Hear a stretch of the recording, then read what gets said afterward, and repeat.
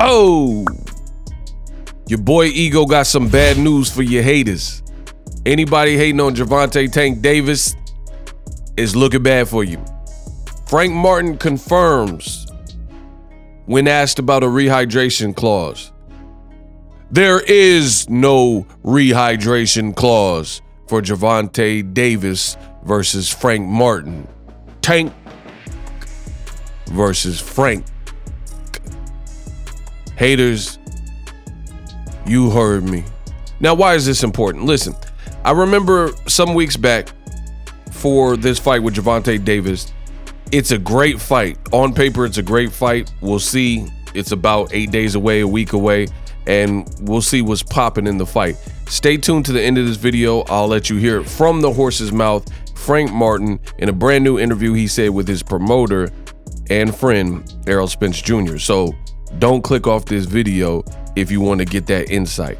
So a couple weeks ago, there was this notion where a fan said something about a rehydration clause. At the time, it was still, quote, in the air because there's a new WBA rule that is to take place in the future where they are trying to limit weight bullying and people with these Devin Haney type of rehydrations where they rehydrate 20 plus pounds, 25 pounds, you know, anything that's like extreme. So a new rule will be going into effect. And I told you in that video, I don't think that's a bad idea. I would be okay if boxing went back to same day weigh-ins because people are manipulating and abusing the system. And that's when the rules must change. It's fine if we did Friday weigh-ins now and Saturday fights, but people have, in essence, began to kind of game the system, and they got these coaches and strength and conditioning people and supplements and whatever else people are doing where their walk around weight is extremely high. Then they crunch down to a smaller division, sometimes 2, 3, 4 divisions lower than what they probably could or should be fighting at. And then they balloon back up after they crash down and make that weight. Because you have to understand, to make weight, you're only making that weight for a couple seconds, under a minute. You step on the scale, you hit the number, and as long as it's the number or under, like if you're a 147 pound welterweight, you hit the 147 or anything under that, you're good. You have to weigh in naked, you do that. You need to weigh in your draws, whatever. You make the weight, then you can do whatever you want. And people are taking that and taking it to the extremes and overdoing it and finding ways to be at 140 pounds, but then weigh super middleweight like Devin Haney versus Regis Prograis. You're weighing with a super middleweight. You're weighing what Canelo weighed to fight against Floyd Mayweather. And he was a 154 pounder, not a 140 pounder. And he's not little, you know what I'm saying? He was bigger than Floyd, things like that. So it's like, how is Devin weighing the same? Or even Erislandy Lara weighed around that when he fought Canelo. He weighed 166. So why is Devin Haney weighing a 140 pounder, weighing the same amount as years ago Erislandy Lara in a high profile fight or Canelo in a high profile fight? Very weird. So I don't have a problem with this rule. But the Gervonta Davis haters did. The Gervonta Davis haters used this and try to make Tank look weak because the Ryan Garcia fight, his last fight, had a rehydration clause. And then even though it was the WBA's decision, which this fight was already established, so basically that's why this fight is not affected, because they're not retroactively, you know, enacting this rule, because they haven't, the people didn't know about the rule. The fight was already established, so it's just gonna have a future start date, and then any fight after that start date will likely be affected by that. But fights that are already established and already announced, they decided it would be best to not tamper and tinker with those fights. But the Gervonta Davis hate brigade, what they did is used it to try to insult Gervonta Davis to make it look like he was trying to game or like weaken Frank Martin and have a rehydration clause. So I'm happy to report this fight doesn't have a rehydration clause. and you get to hear from the horse's mouth. Roll the clip. Focus just on talking myself ahead. I want to just focus on Tank right now. We got another one from Justin Nellos. Did you get a rehydration limit for this fight? I know there's been talk about it, and how has the weight cutting been leading up to this fight? No, we good. We good. We ain't got no hydration or nothing like that. Weight gonna be good. It's on. What does it mean to you, Frank? What does it mean to you? You know, starting out in the During the recent Q&A with Errol Spence and Frank Martin as they prepare for this Tank fight, that was a great question from a fan. The fan's asking, yo, is there a rehydration clause?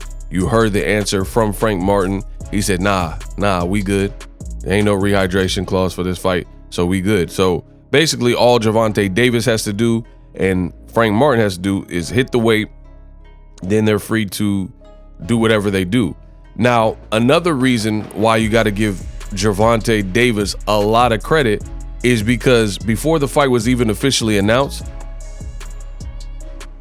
Tank Davis was very close to his weight, and you look at him in recent videos and the gloves are off and all these shoulder programmings and clips on Instagram, and you know, even at the press conference, you can see that he's lean. He's like in shape and lean, and he's not the biggest guy. He's not taller than Frank Martin. He's not massier than Frank Martin, things like that.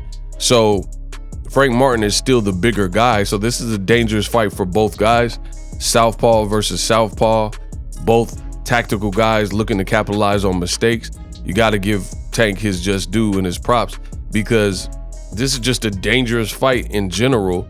And now there's not going to be any kind of weight stipulations. It's not at a catch weight, and there's no rehydration clause. So the haters, they look stupid.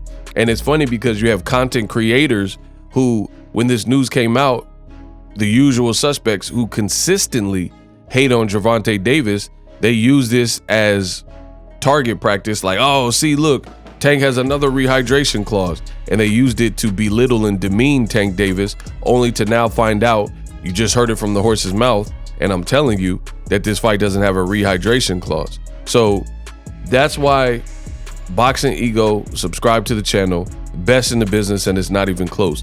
Notice I never have to double back and retract and pull content that I put out. But then you look at other people, they put out predictions, they're all wrong. They put out information, it's all bad. They say, oh, you know, Tank has a rehydration clause, and start chastising him about how it's bad for the sport and things like that, only to find out that this fight is not even affected with the rehydration clause.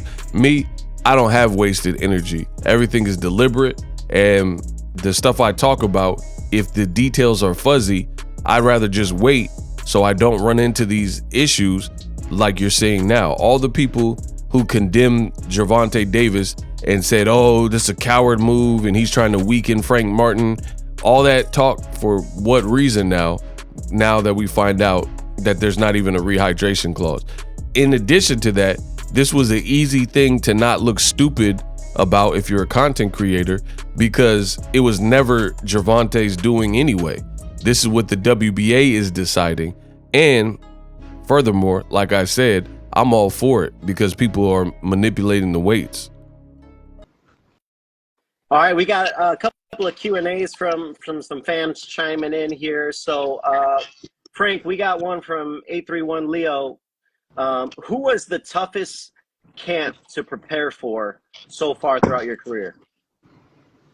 The toughest camp. Really, camp ain't really tough unless you make camp tough. You know what I mean? Like far as focus and all that. But I would say my last fight was probably a tough camp for me, just because I wasn't all the way as I needed to be. We got another one coming on from Migo Bucks. He said, Frank, do you plan on moving up to 140 anytime soon? We see a lot of guys right now moving up to 140. Okay. Is that in the future for you? Eventually, yeah, I'm setting all the smoke at 140. Everybody that went to 140 now, so eventually, yeah, I'll probably go up to 140.